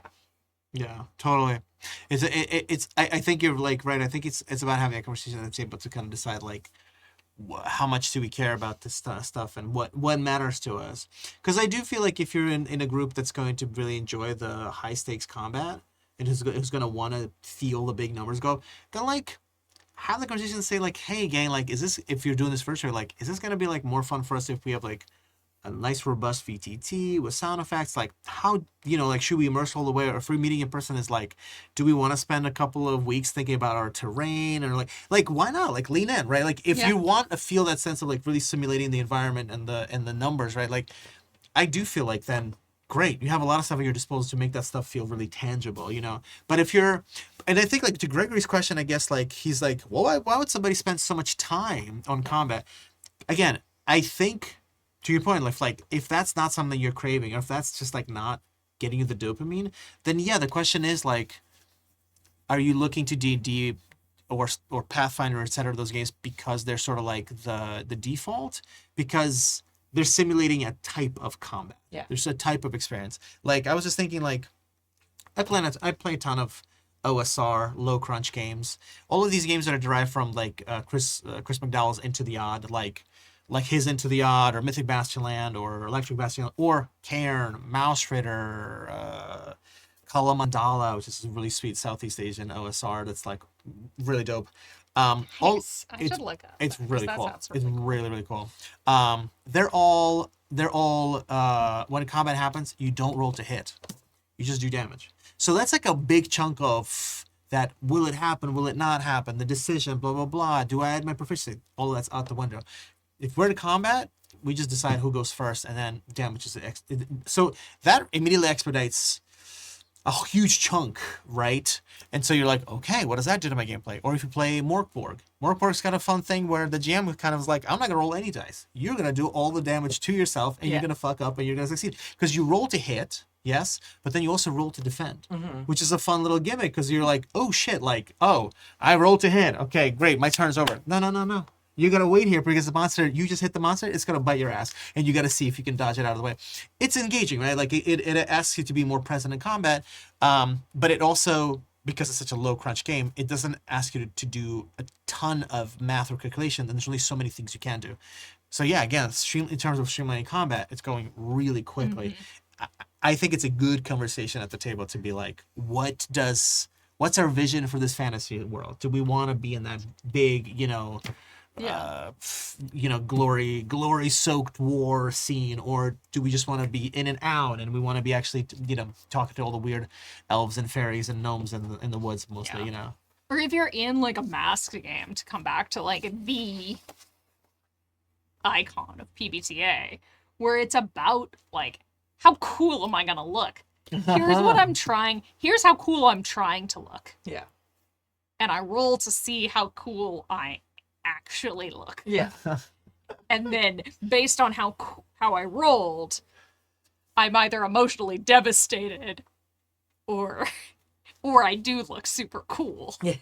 And like that kind of vibe. And it's so absolutely valid. And it's so satisfying on its own level that like it is one of those things where like you are looking for different things when you go to a system that is really into combat versus a system where you're going to spend a lot of time in combat versus a system But doesn't even where have you're hit not. points. Like that's one of the things about masks. Like the mechanics itself tell you, and I think that's one of the things that you look at in some of these like non-D&D and different games. Like a lot of systems don't even have hit points. Yeah. A lot of games you look at, they don't even have mechanics for combat because like Wanderhome as an example, if you play, I think it's the veteran character, you have a sword. The minute you draw your sword, you retire the character. You can't play that character anymore. If I'm remembering correctly. That's correct. Yeah. And it's like it's specifically meant to be non-violent. Like you cannot solve your problems with violence in that game. So like I find at least like systems are very good at, if you know what to look for, like explaining what is the priority of the system. Is it these amazing combats where you're going to swing high and swing low and it's going to be like very gritty and to the specific hit point? Or is it going to be, the other end of that gradient where you're like, you cannot fight? Or is it somewhere in the middle where it's like, you're going to fight, but it's about your feelings when you're fighting? Or you're going to fight, but only at the very end when you are facing like the big foe and the rest of the story isn't about that fighting. So I think a lot of it too is looking at the systems and finding it. And I think like it's going to, back to the question, I think it's going to be like music. Like people of a certain age will have got into different role-playing games at different points, and then they kind of stick with that. So like, not to age myself again, but like some people have a very extensive like collection of NSYNC and Britney Spears. Some people do not. Some people. Things like that. Where Some people are die-hard Fish fans. Yeah, there you go. Wow. Or like the ska era of Southern California. which, by the way, Rob, I miss you. I had to explain to a friend who's also my age that Save Ferris was a band and not just a reference To Ferris Bueller's Day Off. Yes. Like, because I saw a shirt at Universal Studios while I was walking around with my friend the other day, and she's like, oh, I love that movie. I'm like, I love that band. What? And I was like, okay, I know you are from South Dakota, but in the certain time in the Southern California, Save Ferris was a very big deal and was only a nod to the movie Ferris Bueller's Day Out. That's so funny. I know. And especially because I was like being like the adult with like this young teenager wearing that shirt. And I was like, I bet they don't even listen to Save Ferris music. That's because it's from a movie. Okay. But I feel like there's also like an element of that. Like we can dig into the systems, but I feel like people love the thing that like. Totally. I Yeah. And that's the thing is like, I don't try to optimize it's really about doing the thing that you're having the most fun with. So like people will have the most fun with, like, to get back to the question of like, why would people do this with their very limited game time? Because it's fun for them. Yeah, for sure. Like at the very base level, that's what their fun looks like versus another group whose fun is going to look like a completely different thing. It's like somebody who's going to play Hades 2 versus The first one. Versus Candy Crush. Like those are two completely different kinds of fun. Yeah. Not that you can't enjoy both, but like, you know what I mean. I think both are very enjoyable. Actually, I haven't played Hades 2 yet. I love Hades. I haven't played Candy Crush in many years. All right. We should have a Hades 2 Candy Crush gaming party. Land party. I feel like I talked about this once on the pod like a while ago, but I had this I had an experience where so for where I am land on these in this conversation is that I personally am really have a hard time staying really bought into D&D combat. So in my own home games, I've been trying to figure out ways to streamline it, or just in general keep it sort of brief. My like guidance is usually like, all right, instead of having them fight 15 goblins, they'll just fight one big ass mega dragon. goblin. Yeah, just one mega goblin, a goblin dragon. You know, it's just one thing, so it kind of focuses everybody. They can do RP about it. They can, anyways, they didn't find that it goes faster, but I tried getting my players into PBTA, and to transition, I tried Dungeon World, just because we're doing fantasy. We tried it for one session, and I like felt such a fresh breath of fresh air, because they went through combat. It's so lightning fast and so like remarkably seamless that I was like, oh my god, this is what I've been like looking for. And so we have this whole like big ass session. A lot of stuff happened, stuff that I was just like then sort of doing the math and I'm like, oh yeah, I think this would have stretched out over 2, maybe 3 sessions, because like not only was there a bunch of combat, then there was like a whole encounter with like an octopus cracking their ship in half and blah blah. So there's like all of this was just being so seamlessly resolved. And then afterwards, the players were like, wow, that was really fun, and the combat was so fast. And I was like, yeah, what else did you guys think? And they're like, I kind of missed the other stuff. And I was like, okay, tell me more. Because I thought, looking at their character sheets and looking at the character sheets you see on like a PBTA sheet, is like, look, they're mostly engaging with about 4 or 5 of their skills.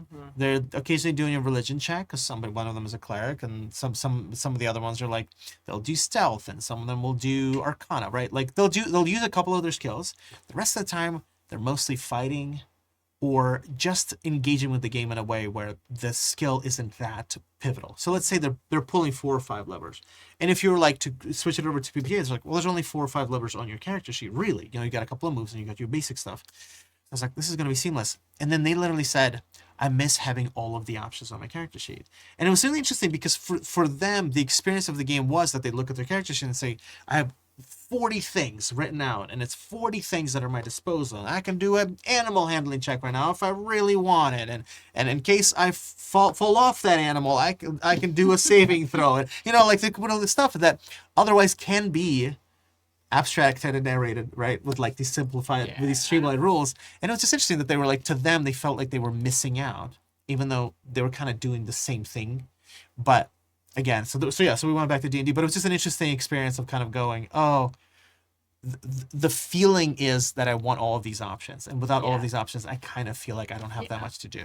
And I do think that one thing that sticks out to me is like, oh, all these things that I can do during narration. Mm-hmm. And it's like, yeah, it is a big mental change between like, oh, hey, here is a thing on my character sheet that says saving throws for, or says like animal handling, and then if I fall off that animal, I could do an athletics check or an acrobatics check to see if I land on my head or my feet. Oh, yeah. And like, and then you, versus in a PBTA or something else that's more rules light or narrative focused, where it would be like,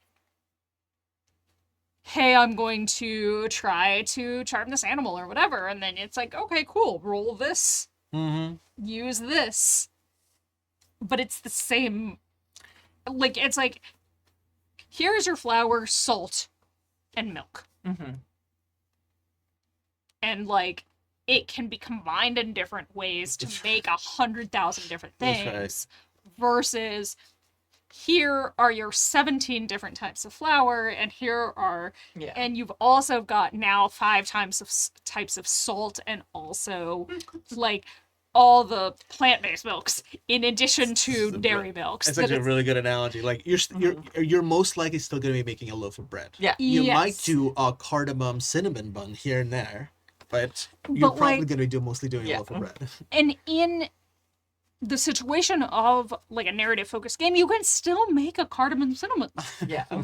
But for people, and to like bring it full circle back, for people without a ton of experience in role-playing games of that type, they can suddenly feel like, since it's not on their character sheet, they can't do that. Yeah. Versus the opposite thing where it says like, oh, all these options are laid out to me, so I can use all these things. Yeah. And it's like, oh. Oh. Yeah. Yeah. So interesting. All right. Once you get a little bit more experience, like the stuff from the sheet on your sheet, you're not really thinking about it that much. But yeah. Awesome. All right. To this day, also just with your example, one of the coolest things that's ever happened to me is when I got thrown off a horse one time and I landed on my feet. And I just stood there for a second, and the person who was nearby just stood there for a second, and we both went, shit, that was fucking cool. I should catch that horse. Okay. Like, just like that's amazing. It was wild. I mean, I was like riding a lot and getting thrown off a lot because we were working with horses who had behavior problems and stuff like that. So it was one of those things I was like pretty used to. It happened. But it was just one of those things I like went up and I landed on my feet, and I was just like, I am the coolest person who's ever existed. The next Karate Kid. Yeah, and only one person saw it. Somebody saw it. That's what. That was great. Yeah. All right. Mailbag 3 from the archive 2021. I think it's my turn. Okay. Dearest of podcasters, in a recent email, you asked about what tropes we often find ourselves falling back on as game masters. Stork mentioned his fallback trope is having the party fighting to prevent a summoning ritual. That's not too surprising, of course. One common GN tip for making a combat more interesting is giving the players a ticking clock instead of just bashing the BBEG until they run out of hit points. That might mean a bomb is about to go off, or a planet-destroying space station is about to complete its firing sequence, or an elder god is being invited into the faculty lounge of Miskatonic University. Cute.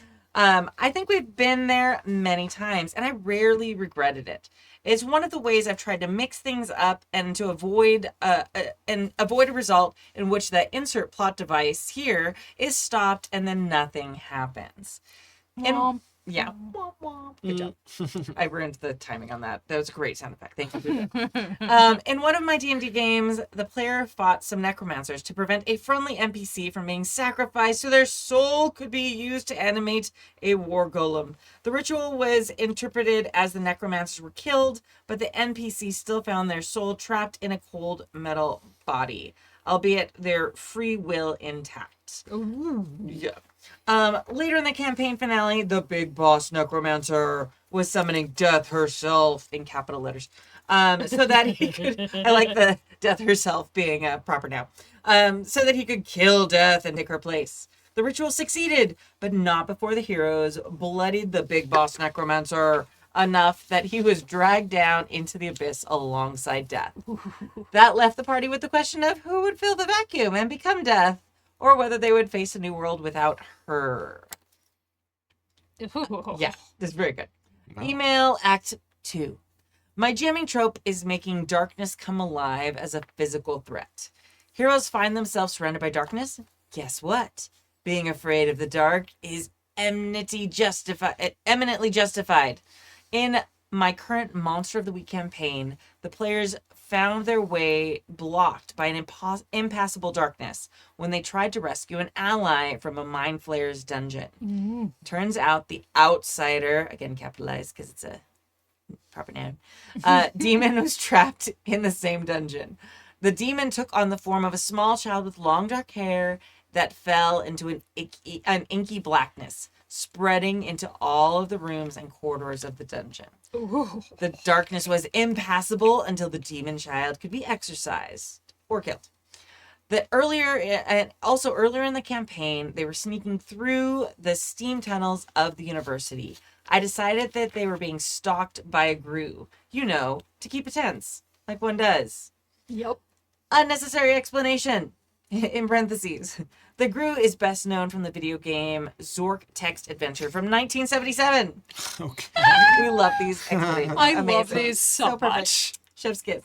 If the player strayed too far from the dark area, they would receive a warning. It is pitch black. You are likely to be eaten by a grue. That's fantastic. So good. Ben from Texas. P.S. Take a drink. P.P.S. No, an alcoholic beverage. FFS. For fuck's sake. Unless a particular host is disinclined. I'm sorry, mine is gone. Yeah, we have all finished ours. This is the problem with having Correct. your email be the third one. I apologize. PPPS. Yes, I put Mind Flayers in my Monster of the Week campaign. No, I'm not ashamed of myself. Consider me to be shameless if it pleases you. It greatly I am pleases pleased. me. Oh, good. Like, I love that you're shameless. continue. Like I'm temped. like, All right. bring back shame for things that matter, funny, yeah. and remove all shames for things that Really don't. Like Yeah. this. Yeah, I love that. All right. Yeah. What is your GMing trope? I do feel like it's calling us. Well, you've on record said you have not GM'd yet. Oh no, I have, Yeah. just Yeah, not okay. very much. Okay. That's not your go-to. No, Okay. I am definitely like, I've GM'd a few things. Do you feel like you have a distinguished style or a thing that you lean towards? The thing that pops into my mind is actually having like a horrifying bug monster pop out Great. as a jump scare. Great. I love that. Like, what can I say? Which is hilarious because I have to X-card a specific type of bug. Mm-hmm. But it does mean that, like, I have become very good at describing different kinds of bug monsters in ways that don't hit any of my triggers and therefore other people's and then also other people's triggers, because it's like, oh, here are the things that I can describe and here are the things that we're just not going to talk about ever. Yeah. Like, and it becomes easier to incorporate other people's triggers in the same way or lines in the same way, because I've had to think about it so much. Oh, that's so interesting. Wait, sorry, that's what makes this like, and welcome, Pooja, like a kind of an interview here. Like, is there a little element of like, you know how Stephen King says, you write about the things that you're afraid of? Mm-hmm. Is there an element of like you kind of skirting around things that freak you out? This is actually really interesting because I had a aura migraine for the first time in my life last week or the week before, whatever time is alive. An aura migraine? So Yeah. I didn't know what was happening. I found out later when I got the migraine. Oh my god. But like, I was just hanging out at my house, like I was on the computer doing something, and I realized like I was reading something and I couldn't focus in the center of my vision. And I was like, what? I was like, maybe I looked into a light and just didn't realize it, because like sometimes you do that and it's kind of like a weird blip in the middle of my vision. And then I realized like a few minutes later it had gotten bigger. And eventually it ended up like a spiral that like grew until it literally, like, it went from the center of my vision and got, and it wasn't like the center stayed weird and fuzzy. and then it was like a lightning bolt situation that was happening, and like, but it ended up being like this spiral, where only the outer ring of the spiral was active, and it got larger and larger and larger until it eventually left my field of view. And then 20 minutes later, I was in debilitating pain. Oh my God. Pooja, this is Which is so when I realized it was an scary. aura migraine. Oh my God. And I was like, after I took the meds, I was like, I'm so putting this in a horror game. Yeah. Right. Mm-hmm. So, like, because it's freaky. Yeah. Yeah. It was freaky not to know what. Because the first thing that I think of when anything weird is happening is like, am I having a stroke? So then I went through all the things to make sure I was having a stroke. That's good. Yeah. Yeah, that's good. I was going to cross that off the list. Yeah. I feel like I need to have that. Well, because checklist. like anything, like you look up stuff on WebMD or whatever. Oh, and, like, Like it's you like you've do. got cancer. Okay, well I Sure, don't. sure. I'm just gonna put that one off to the side for now. And then it's like the second thing is you're having a stroke. I'm like, okay, let me go through the. Okay, I can push that to the side for now. Yeah. I do like it that you look up. You're like, what does it feel like to have a twisted ankle? That's not an ankle. A twisted ankle. You have a Yeah. stroke. You're Yeah, currently having a stroke. I'm sorry. What? I mean, that is what like this I is stubbed the my toe, thing. It's like you have cancer. I'm sorry. Yeah. like, Wow. like So that feels like that leans into a thing. Oh, that's interesting. Is the trope is like there's an element of you processing something. I just feel like once you have felt something very strongly, it's easy to incorporate into. Well, for me, it's easy to incorporate into a horror game. Yeah, sure. Or to something that is like imminently happening that can immediately then emotionally affect your characters, like your players. And for me, that is most often going to be like getting jump scared by some bug monster or some other kind of thing where you like. It's not even that you lose control, but there's something about your body that is happening Yeah. that you don't know what it is. Yeah. You don't control that specific aspect of what is happening. So I'm processing getting old through horror games. Jamming. Very good. Yeah. Very good. Yeah. Wow, that's so interesting. Thank you for sharing. That's Yeah. amazing. That makes me think. I think my tropes recently have been. I mean, it's interesting though. This question is calling them tropes, whereas I feel like they're like I don't know. They're your sort of Habits. like your habits, or your, fallbacks. like your go-tos. Yeah. Yeah. I feel like my go-tos have been. I set the game up to be one thing and then very rapidly become something else. So like to use the mothership game that we played. It's like Yeah. you guys are employees at this company. You guys have been here for a long time. A thing that's never happened before has just happened. And you're like, oh, okay. So it kind of immediately makes you like, I know what's going on, but I have never experienced this thing. Yeah. But otherwise, so like that's been a trope I kind of play around with. Like this game The that I'm genre switch. yeah, like this game that I'm playtesting right now has like this like element of like the adventure I'm doing is like it's the opening night of the High School Musical. And you're like amazing. I'm like describe what your kids are doing. Incredible. Everybody kind of leans into it. It's like, and then zombies interrupt the musical, and you're like, Yeah. oh, it's like okay, and like so you're kind of having these clashing emotions. So I feel like that's been a bit of a trope I've been playing around with. Like playtesting Mouse Trader a while back. I would Yeah. kind of start with having this cute moment where people would describe what the town elder is complimenting them for, because it's like the big town celebration, and then suddenly a mouse arrives and passes out and everybody thinks it's like a dead mouse. You're like, oh, that's a different vibe. We were just celebrating and now there's like a dead body. Is he dead? Oh no, we're being attacked by a snake. Like I like the idea of just juxtaposing things. That's been kind of a thing go to. Yeah. Yeah. I feel like that's what really gets me about cozy mystery is as a genre as well. Mm-hmm. That you have this kind of idyllic, the Jessica Fletcher of it all. Yeah. And then like, just typing on your old typewriter and like riding the bike down past the lighthouse to the market. And then there's a dead body and you're like, wow. And also the only reason I care is because one of my like, Thembo relatives is getting accused of the murder. Because everybody's actually kind of low-key celebrating that this person has died. Yeah, that's juicy. That's a juicy premise. But like the cozy mystery premise of like the juxtaposition of Yeah, you expect this one thing, and then right, like, because I like the idea. I guess that's my love of horror and comedy is like that. That's the thing, is that one genre expects you to be uncomfortable, the other genre expects you to be very comfortable. You know, so it's like it's an interesting thing to do, and then they both work on the same engine, right? It's like build up, jump scare, build up, punchline, right? So it's they're constantly doing raising stakes, release, taking stakes, release. So anyways, that's me getting a little I love nerdy. it. I know, do it. You let me tell an entire story about an aura migrant. Just like really, I mean, thank you. It's really impressive. I always find with talking to people about why they've chosen a certain character or why they're playing something a certain way, and it'll be something really revealing. They're like, well, you know, it's just most people don't let me play.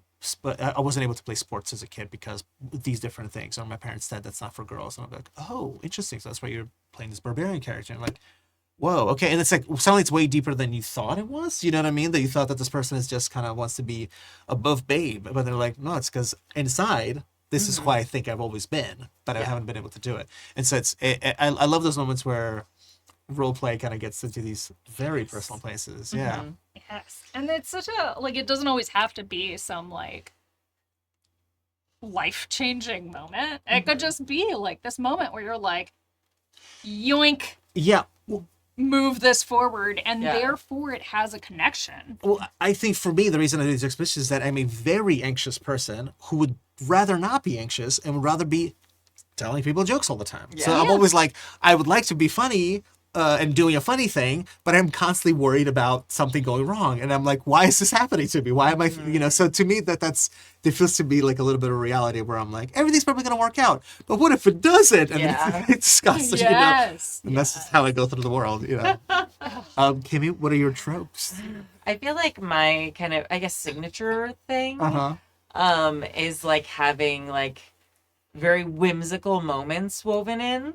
Like very different, but like I just kind of thinking back, like my One Ring campaign has like so much whimsy kind of like woven into it, with even though there were big stakes in the world, the group like would have moments where they just were like singing around a fire, or met someone who was just like on the road and like told them a great story or things like that. And I loved that kind of vibe. And when we did the Starscape campaign, like there was like our little crab guy, It's the crab Tavrock, and like it's just like they have a little hermit crab pet now. Like they're like going through this thing, and they're like, oh, it's gonna be, there's something weird happening with the ship. What is this weird room for?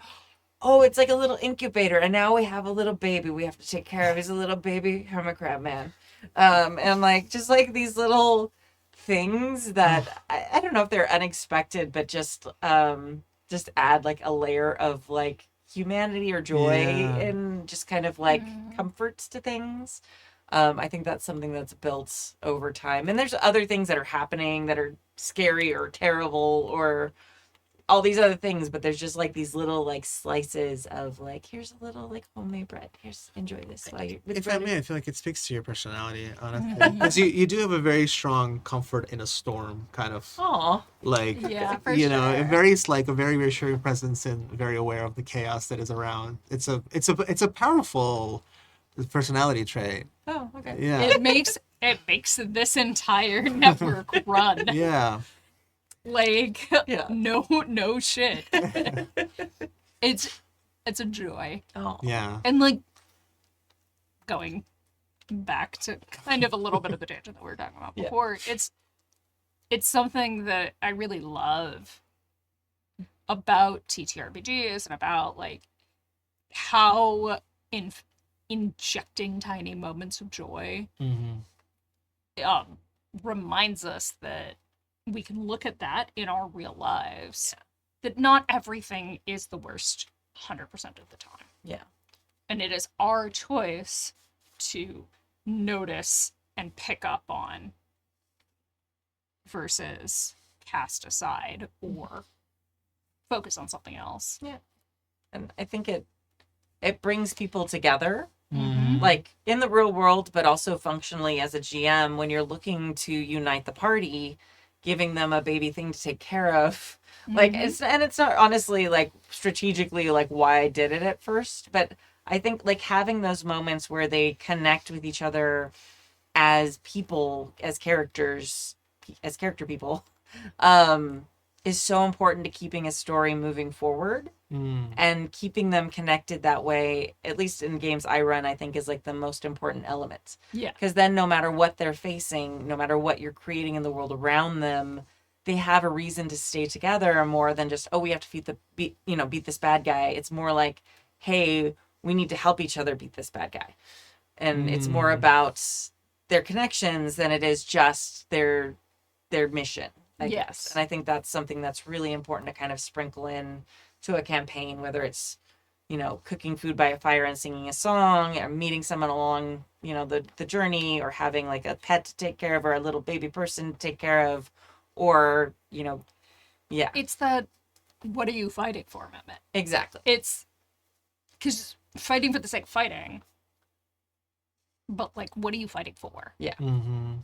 And like, that's what always makes the anime so powerful. Yeah. Right. Like, what are you fighting for? Yeah. Super influenced by anime. Like, you gotta admit that, like, out the gate. Because it's amazing. So many of the classics are like, they're just hook into your heart and drag you around by it. Yeah. It's like, and then if you go on the other side of that, like those stories like Luther, the television show, Oh, yeah. or at least season 1 for sure, like really nailed that. But in almost the opposite direction, because the further down this road that Luther went, the farther he went from what he thought was the core of his personality. Yeah. It's like, what is he fighting for? Mm-hmm. And there was a massive shift there. Interesting. I'm thinking about little sort of GMing signature things that I've seen people do that are kind of interesting. I have there's this guy, Aaron, that I play with, who does a lot of OSR as well. And this is more of just like a kind of a cute Aaronism, is that he'll be like, ooh, I don't know, what's happening? I don't know, what do they think about you? And he'll like behind the screen. Ooh, okay, I don't know. And like he probably just rolled it just for the fuck of it. 100%. And you're like, but maybe he didn't. But it's just it's funny because it just is peppy. It injects a little bolt of energy. You're like, okay, great, okay. Well, now I'm paying attention, Yeah. I think our darling Dave kind of has like a quality, which is that I feel like no matter what you like, no matter what's going on, he's treating it as if, yep, that's exactly what's supposed to be going on. Like nothing really stomps him, and I'm like, it's like a really interesting mode of operation that he's never been like. He doesn't seem flustered ever. Yeah. It feels like the he feels like, so comfortable. you like, know. Roll with the punches. Like, Dave has the best dad vibes Yeah. of Yeah. anyone. Like, legitimately, grounding. you're just like, oh, everything really will be okay because this is how it was meant to be forever. Oh, see, it's the opposite with me when Dave's GMing. He's like, everything's great, and you're comfortable, and you're fine, and you feel safe. And I'm like, oh no, oh no, something really bad is coming. I mean, really, and so often it is. Yeah. And so often But it is. but I think the way he treats it as if he's No, like, well, yeah. yeah, and this is what was always going to happen. Like, Yeah, we absolutely. understand that this was going to happen. This horrible thing, and it just seems he treats it just like very like chill. Yeah. I think once you have twins, Uh-huh. I think like if you survive that initial like, hey, we had twins and we haven't slept for 2 years, like it's very hard to ruffle you after that. Seriously. Oh. All right. Amazing. Have we concluded? All right. Look at us, like a We 2-hour did it. episode. Come Yeah, on. we are come at it. Harkening back to the olden days. All right. Thank you for joining us for season 37, episode 11 of the Happy Jacks RPG podcast. Please support Jesse Bernecco, him from Bloodthorn Press, by visiting jbernecco.itch.io or by searching for Bloodthorn Press on DriveThruRPG. Thank you to our chat mod, James V, and to all our amazing Patreons who keep us ad-free and independent. You can join their amazing ranks at happyjacks.org/Patreon. Thank you. We've had a bunch of new Patreons join in the last couple weeks, and we really appreciate you. I've added almost all of you except for the person who joined just like a few days ago to the ending credits of the show. And also you've been getting like the extras, like the campaign wrap-ups, the nerding outs and stuff like that on a much more frequent basis now. So very exciting. And pretty soon we just released the Astral Circus wrap-up for Patreons. And then I believe the Apostates of Dune is recording on Monday their wrap-up, and it will be released pretty soon too. Nice. If you want to hear us all cry, Yeah. the Astral Circus wrap-up is your place to go. So good. Like, Yeah. uh, Yeah. So again, happyjacks.org/Patreon to join the Patreon. My name is Kimmy, she, her. You can find the games that I'm making at goldenlassogames.com. I'm really just on Blue Sky. You can find me as Golden Lasso Girl on Blue Sky. And then if there's a Happy Jacks account, that's me back there somewhere. So you can always message a Happy Jacks account. And eventually I'll probably be like, there's been a message blinking here for like a month. I should probably look at that. But email is the best way, or Discord. So do that if you really need to reach me about something. And send in content, because we are running a little short on emails and letters. So do that. hi, I am Pooja. I don't use pronouns. You can find me on the internet as Forgotten Saves. That's really going to be Blue Sky, where I am yelling about books and also posting pictures of my cats, and on the Discord. If you want to hear me play some of these TTRPGs, you can find me on the Happy Jacks back catalog or on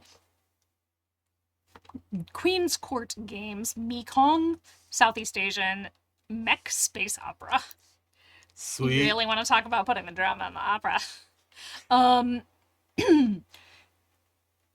And yeah, I just want to shout out that the world feels really hard right now, and it's essential to all of our survival, both mentally and physically, to connect with your community, whether that be in person or online, and look at the ways that you can affect change within that community. Because no matter where you are, no matter how limited your current resources are, it doesn't always have to be about donating money or, going to a massive rally with 40,000 people at it. You can find the thing that works for you. So I highly recommend looking out there, looking at different mutual aid societies, looking at what the people who are organizing in your community are already doing, and finding the way that that can work for you. Oh, Pooja. Yeah, so well said. Heck yeah. My name's Artem, and just to echo what Pooja's saying, whenever you're listening to this or watching this, it's Pride Month here in the States. Happy Pride, y'all. Woo woo.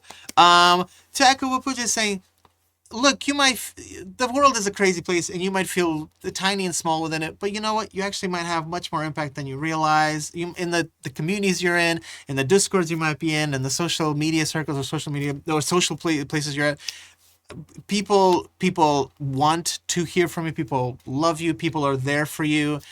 Reach out, connect with folks. They might be really, really happy to hear from you. I know that for me personally, I always am really excited to find out that just having commented on something in a Discord chat that I was a part of, that somebody calls back 2 months later, and I'm like, oh my gosh, that's so sweet that we are paying attention to each other. So you never know who you're having an impact on. So so yeah, put the good out there, because the world needs it. And we would love you. So I'm Artem. You can find me on Instagram, but a little quiet on Instagram. But I am currently in the process of playtesting and designing a brand new role-playing game. It's about parents who are raising their kids in a town full of monsters. And so I'm probably going to be posting on Instagram a bit about the development of that. I'm going to be at multiple gaming events coming up. I'm going to be at Geeky Teas for Free RPG Day on the 27th of June. Then I'm going to be at GobCon in Berkeley, San Francisco area, right? California. Okay. I'm from the East Coast. I'm still getting used to the West Coast. But I'm going to be in Berkeley at Games of Berkeley Convention in mid-July, and then I'm going to be at our local LFG Con. This is their second year in August. So yeah, if you're going to be around about San Francisco, or if you're going to be in LA, you can come hang out with me in June, July, and in August. And I should post something about that on Instagram. Yeah. That'll be a good way. And then I also have a YouTube podcast show where I pair scary movies with sandwiches. Me and a guest will eat a sandwich while we discuss a movie we just watched. It's called Scary Movie and a Sandwich. I'm on a little hiatus, but there's about like a backlog of like I think 20 or something episodes on there. So it's so good. It's so much fun. Oh, thank you. It's just an excuse to eat sandwiches and watch movies. So. What you're capable of, the internet, it really does provide. So, Scary Movie and a Sandwich, check me out. Thanks. Woo. All right, we're going to leave with the song today. I kind of forgot what I picked. I think it's Hi Ho the Holly by a band called the Merry Wives of Windsor. I'm singing alto in it if you're interested. And you can find that band at mwowmwow.net. It's definitely a song by them. If it's a different song, you can still find them at that same address. But I'm like 82% sure. But these are not actual statistics. So, okay, bye. Hi ho, unto the green holly, most friendship